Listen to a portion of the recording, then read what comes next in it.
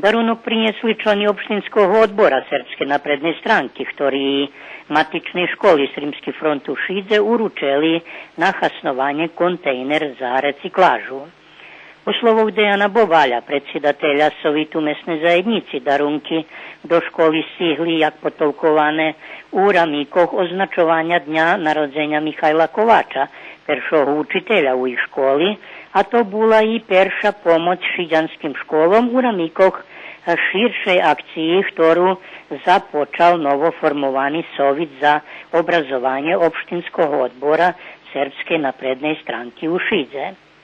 Včera u područnej školi Branko Radičević u Bačincoh otrimani 9. poetski nitki Melaniji Pavlović. Nastavnica Zlatka Siv Zdravić za školjaramico Hodza na Hodzini po-ruski porihtala vecej pisnji našej poetesi i pisateljki, a svojo pisnji prisutnim čitala i naša viznačna poetesa i pisateljka Irina Hardi-Kovačević.